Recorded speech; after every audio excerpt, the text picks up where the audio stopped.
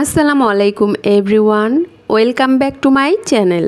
আজ আমি আপনাদের সাথে শেয়ার করব একটি মাত্র ডিম দিয়ে গরম দুধে আটা গুলে খুবই মজার একটি কেকের রেসিপি।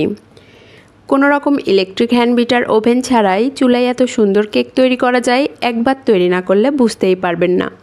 চুলায় তৈরি করার পরেও কেকের কালার আসবে একদম ওভেনে তৈরি করা কেকের মতোই।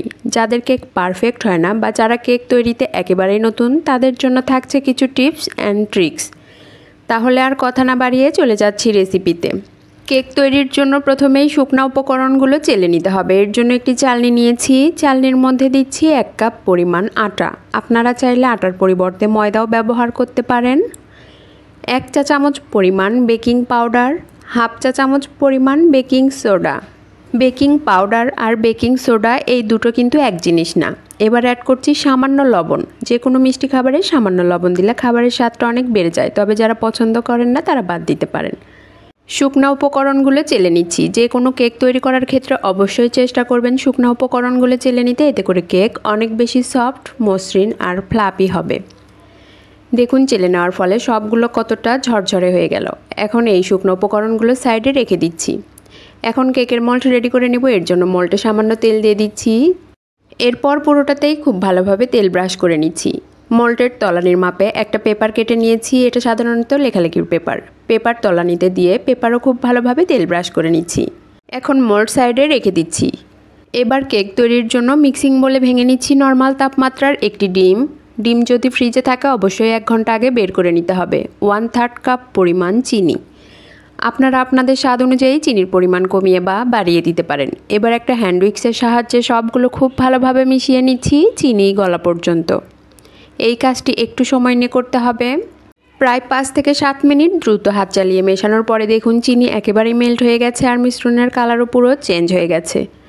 এবার এর সাথে সুন্দর একটা ফ্লেভারের জন্য অ্যাড করছি লেবুর উপরের সবুজ অংশটুকু একটা গ্রেটারের সাহায্যে গ্রেট করে নিচ্ছি। অবশ্যই চেষ্টা করবেন শুধুমাত্র সবুজ অংশ নিতে, সাদা অংশ নেওয়া যাবে না, তাহলে কিন্তু কেক খেতে তিতা লাগবে। আমি মাঝারি সাইজের একটা লেবুর অর্ধেক পরিমাণ সবুজ অংশ নিয়েছি। এটা আপনাদের হাতের কাছে না থাকলে বাদ দিতে পারেন। এবার অ্যাড করছি 1/2 চা চামচ পরিমাণ ভ্যানিলা এসেন্স, 1 চা চামচ পরিমাণ ঘি। এগুলো দেওয়ার ফলে কেক থেকে সুন্দর একটা ফ্লেভার আসবে। এবার অ্যাড করছি 1/4 কাপ পরিমাণ রান্নার রেগুলার তেল। এখানে অবশ্যই চেষ্টা করবেন রান্নার সাদা তেলটা ব্যবহার করতে, কোনো রকম ফ্লেভারফুল তেল ব্যবহার করা যাবে না। এবার অ্যাড করছি 1/2 কাপ পরিমাণ জ্বালিয়ে ঘন করা কুসুম গরম তরল দুধ এমন গরম হবে যেন আঙুল চোবালে সহ্য করা যায়। পুরো দুধ একবারে দিচ্ছি না, কিছুটা রেখে দিচ্ছি, প্রয়োজন হলে আবারও অ্যাড করব। এখন সবগুলো খুব ভালোভাবে মিশিয়ে নিচ্ছি। মেশানো হয়ে গেলে এর সাথে শুকনো উপকরণগুলো অ্যাড করে দিতে হবে। এর জন্য আগে থেকে রেডি করে রাখা শুকনো উপকরণগুলো অ্যাড করে দিচ্ছি। এখন একটা হ্যান্ড উইক্সের সাহায্যে আবারও সবগুলো খুব ভালোভাবে মিশিয়ে নিচ্ছি। এই ব্যাটার মেশানোর ধরা বাঁধা কোনো নিয়ম নেই, যে কোনোভাবেই মেশান না কেন কেক কিন্তু পারফেক্ট হবে।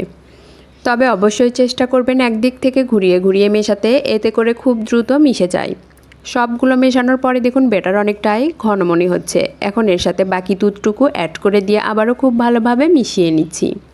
মেশানো হয়ে গেছে। এবার এর সাথে অ্যাড করছি 1 চা চামচ পরিমাণ লেবুর রস। বেকিং পাউডার, বেকিং সোডা আর লেবুর রস এই তিনটে একত্রিত হওয়ার ফলে কিন্তু এই কেক অনেক বেশি ফুলবে। যে কোনো কেক তৈরি করার ক্ষেত্রে মেজারমেন্ট ফলো করে পারফেক্ট ব্যাটার তৈরি করলে কেক অবশ্যই পারফেক্ট হবে ইনশাল্লাহ। দেখুন ব্যাটার একদম রেডি হয়ে গেছে। ব্যাটারের কনসিস্টেন্সি ঠিক কেমন হয়েছে আমি আপনাদের দেখিয়ে দিচ্ছি। ব্যাটার একটু উপর থেকে ফেললে সাথে সাথে মিলিয়ে যাচ্ছে না, কয়েক সেকেন্ড পর মিলিয়ে যাচ্ছে। কেক তৈরির জন্য ব্যাটার একদম রেডি। এবার আগে থেকে রেডি করে রাখা মল্ট নিয়েছি। মল্টে সম্পূর্ণ ব্যাটার ঢেলে দিচ্ছি। একটু উপর থেকে ঢেলে দিতে হবে, এতে করে এর ভেতরে কোনো এয়ার বাবলস থাকলে ফেটে বেরিয়ে যাবে। সম্পূর্ণ ব্যাটার ঢেলে দেওয়া হয়ে গেছে। এখন মোলটাকে 5 থেকে 6 বার হালকা ট্যাপ করে নিচ্ছি, এতে করে এর ভেতরে কোনো এয়ার বাবলস থাকলে ফেটে বেরিয়ে যাবে। কেক বেক করার জন্য চুলায় একটি হাঁড়ি বসিয়েছি। হাঁড়ির মধ্যে একটা স্ট্যান্ড দিয়ে দিচ্ছি। এবার স্ট্যান্ডের উপরে কেকের মোল্ড বসিয়ে দিচ্ছি। এখন একটা ঢাকনা দিয়ে ঢেকে প্রথম 5 মিনিট মিডিয়াম হিটে, এরপর 45 মিনিট মিডিয়াম টু লো এর মাঝামাঝি হিটে বেক করে নেব। ঢাকনাটা আমি কাপড় দিয়ে এইভাবে মুড়িয়ে নিয়েছি যাতে করে ভেতরের কোনো রকম ভাব বেরোতে না পারে। যে কোনো কেক তৈরি করার ক্ষেত্রে অবশ্যই চেষ্টা করবেন সিলভারের হাঁড়ি ঢাকনা ব্যবহার করতে, এতে করে কেকের সুন্দর কালার আসবে। কেক বেক হয়েছে কিনা বারবার ঢাকনা সরিয়ে দেখতে যাবেন না। 30 থেকে 35 মিনিট পর একবার ঢাকনা সরিয়ে চেক করে নেবেন, না হলে আরও 10-15 মিনিট বেক করে নেবেন। 50 মিনিট পর ঢাকনা সরিয়ে মাশাআল্লাহ আলহামদুলিল্লাহ দেখুন কেক কতটা পারফেক্ট হয়েছে। ভেতরেও পারফেক্টভাবে হয়েছে কিনা একটা কাঠির সাহায্যে চেক করে নিচ্ছি। কাঠি একদম ক্লিন আসছে, তার মানে ভেতরেও একদম পারফেক্টভাবে হয়ে গেছে। কেক বেক করার টাইম সবার ক্ষেত্রে একই রকম নাও লাগতে পারে। কেক কতটা ছোট বা বড় তার উপর নির্ভর করে কেক বেক করতে ঠিক কতটা টাইম লাগবে। কেক ঠান্ডা হওয়ার পরে এবার মোল্ড আউট করে নিচ্ছি।